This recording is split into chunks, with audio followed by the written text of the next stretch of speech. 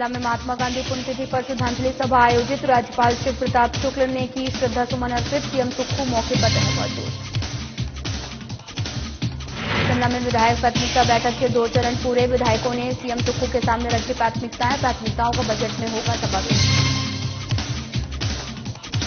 हिमाचल प्रदेश में 27 फरवरी को होगा राज्यसभा चुनाव। सोनिया गांधी प्रियंका गांधी के राज्यसभा में जाने की चर्चा। आपसी मंत्रणा के बाद में लिया जाएगा निर्णय। कुल्लू में कांग्रेस अध्यक्ष टीएस ठाकुर का बयान। केंद्र सरकार की योजनाओं को लेकर बोले टीएस ठाकुर। कहा सरकार कर रही युवाओं का भविष्य खराब। सोलन में सरकार के खिलाफ चिकित्सकों का विरोध जारी। एनपीए को बहाल करने की मांगे पूरी नहीं करने पर स्वास्थ्य सेवाएं बंद करने की दी चेतावनी।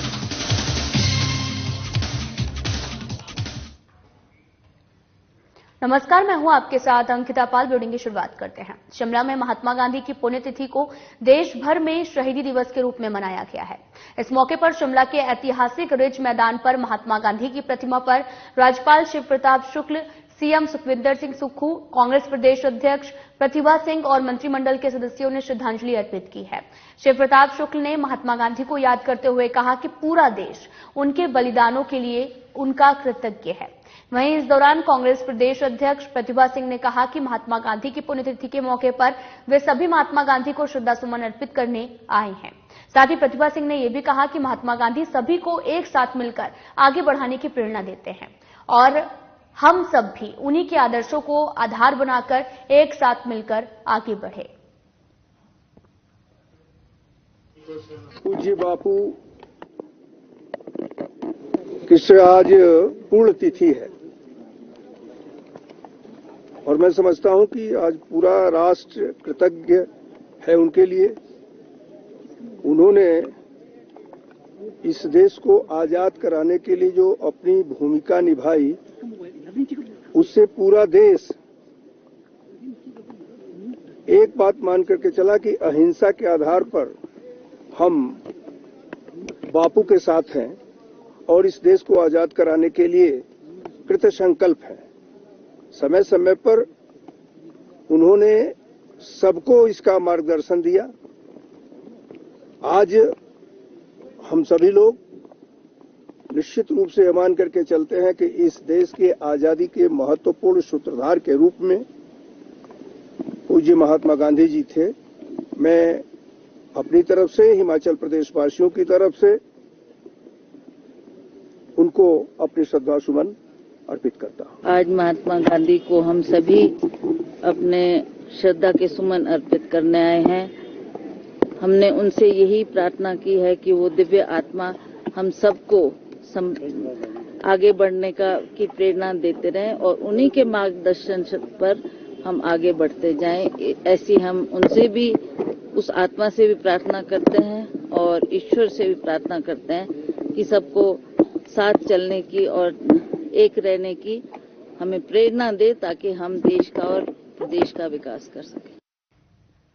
शिमला के सचिवालय में विधायक प्राथमिकता बैठक के 2 चरण हुए हैं, जिसमें पहले चरण में कुल्लू, कांगड़ा और किन्नौर जिला के विधायकों ने अपनी प्राथमिकताएं सीएम के समक्ष रखी हैं। सीएम सुक्खू ने कहा कि विधायकों की ओर से सार्थक सुझाव भी दिए गए हैं, जिनका बजट में भी समावेश किया जाएगा। वहीं विधायक प्राथमिकता बैठक के दूसरे दिन पहले चरण को लेकर सीएम सुखविंदर सिंह सुक्खू से कहा कि आज के सत्र में कुल्लू, कांगड़ा और किन्नौर के विधायकों ने अपना सार्थक सुझाव दिए हैं। साथ ही सरकार ने विधायकों के सुझावों पर फैसला लेने का तय किया है और इसके अलावा विधायकों के कुछ सार्थक विचारों को आने वाले बजट सत्र में भी समावेशित किया जाएगा। वहीं दूसरे सत्र में शिमला और मंडी की बैठक जारी है।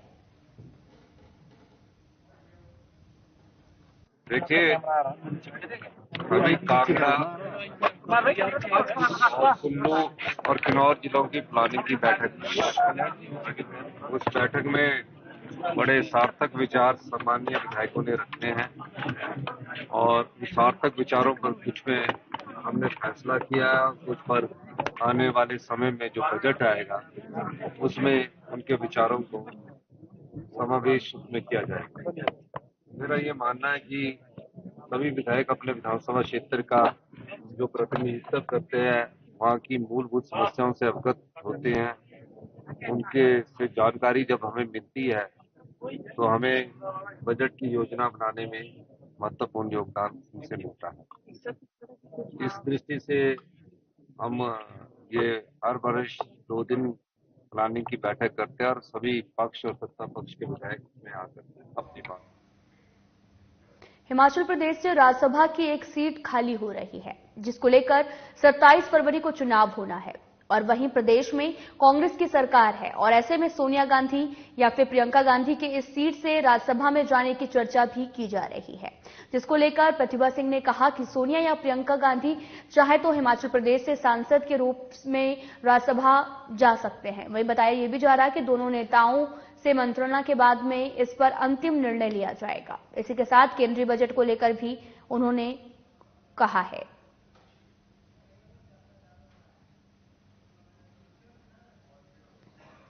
मुझे ऐसा लगता है कि केंद्र सरकार हिमाचल प्रदेश में क्योंकि कांग्रेस की सरकार है, इसलिए हमारे साथ भेदभाव कर रही है। जिस तरीके का बजट पिछले साल भी पेश होना चाहिए था, उसमें कई चीजों में कट लगा है और जो हमारा हक था उसको भी उन्होंने नजरअंदाज किया है। अभी आपने देखा पिछली बार जब बाढ़ आई तब भी हम बार बार गुहार लगाते रहे, बार बार पुकार लगाते रहे कि हिमाचल प्रदेश में बहुत 12,000 करोड़ का नुकसान हुआ है, इसकी भरपाई केंद्र सरकार करे। उसमें भी हमें कुछ भी राहत का कार्य ऐसा नहीं मिला जिससे हम ये कह सकें कि मोदी सरकार ने हिमाचल प्रदेश की मदद की है।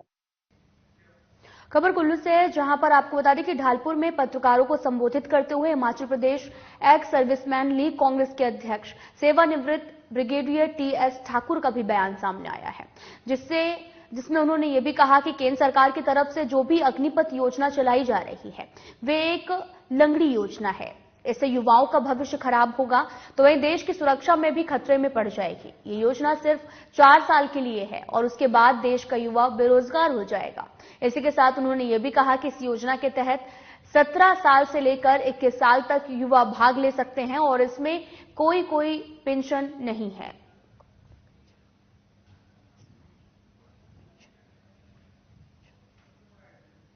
आपको बता दें कि केंद्र सरकार की तरफ से जो भी अग्निपथ योजना चलाई जा रही है वे एक लंगड़ी योजना है और इसमें युवाओं का भविष्य खराब होगा, ऐसा कहना है कांग्रेस के अध्यक्ष सेवानिवृत्त ब्रिगेडियर टीएस ठाकुर का। और साथ ही उन्होंने ये भी कहा कि इससे युवाओं का भविष्य खराब होगा और देश की सुरक्षा भी खतरे में पड़ जाएगी। ये योजना सिर्फ 4 साल के लिए है, उसके बाद देश का युवा बेरोजगार हो जाएगा। इस योजना के तहत 17 से 21 साल तक का युवा भाग ले सकता है और इसमें कोई पेंशन नहीं दी जा रही है।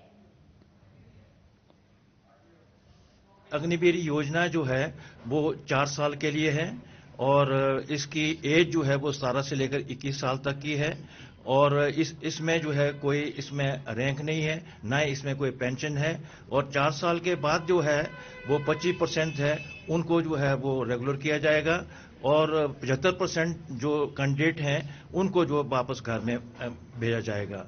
आपको मालूम है कि हमारा देश जो है वो चारों तरफ से दुश्मनों से घिरा हुआ है, तो ये योजना जो है एक लंगड़ी योजना है। आपको मालूम है कि 6 महीने की इनको ट्रेनिंग दी जाएगी। 6 महीने में तो सैनिक जो है वो पूरा ट्रेनिंग जो है वो पूरा सैनिक नहीं बनता है। एटलीस्ट पूरा सैनिक बनने के लिए उसको जज्बा बनने के लिए तकरीबन 2 साल चाहिए। अब 6 महीने की ये ट्रेनिंग हो गई और 4 साल में जो है 2-2 महीने जो है उनको छुट्टी मिलेगी, तो तकरीबन 8 महीने ये हो गए, 6 महीने हो गए 14 और तकरीबन 3 साल जो है वो ये नौकरी कर पाएंगे। तो ये 3 साल में जो वो कैसे जो है वो देश में जो दूसरे सेना जो रेगुलर आर्मी है उनके साथ जो वो मैच कर पाएंगे।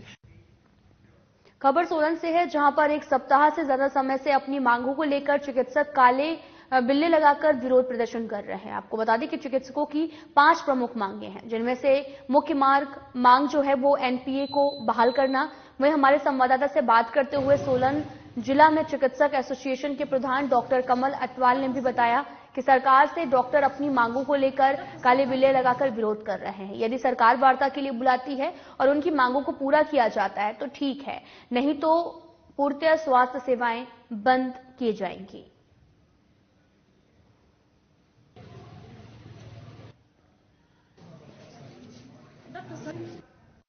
अभी जो हमने एक तरह से टोकन किया है, एक तरह का मेन स्ट्राइक नहीं है, सिर्फ गवर्नमेंट को चेताया हमने कि हम स्ट्राइक पे जा सकते हैं और अपना रोष प्रकट कर रहे हैं। कुछ अपनी मांगों को लेके जो बड़े लंबे समय से चल रही हैं, लास्ट ईयर से चल रही हैं। एनपीए का इशू है सबसे जो मेन मुद्दा है, जिसके बारे में 3 जून को 2023 में हमारी सीएम साहब से जो थी आश्वासन के बाद जो स्ट्राइक खत्म हो गई थी, उन्होंने कहा था कि एनपीए जो अबॉलिश कर दिया था नई अपॉइंटी को, तो वो एनपीए जो है वो दे दिया जाएगा जैसे अपॉइंटमेंट्स हुई हैं, पर ऐसा नहीं हुआ।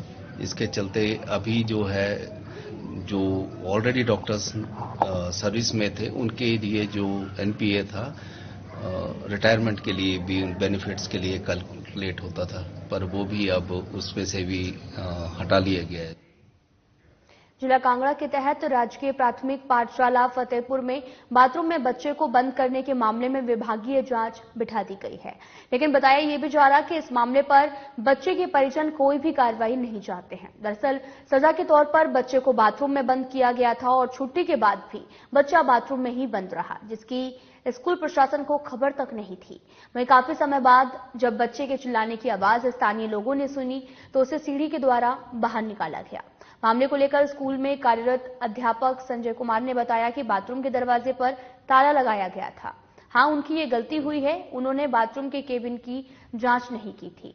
और वहीं बच्चे के पिता संजीत मोहम्मद ने कहा कि अध्यापक की तरफ से बहुत बड़ी गलती की गई है, लेकिन फिर भी कोई भी कार्रवाई नहीं चाहते हैं।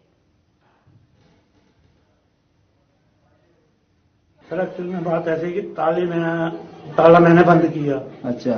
तो इस वजह से बच्चा वो हुआ कि सर बंद किया।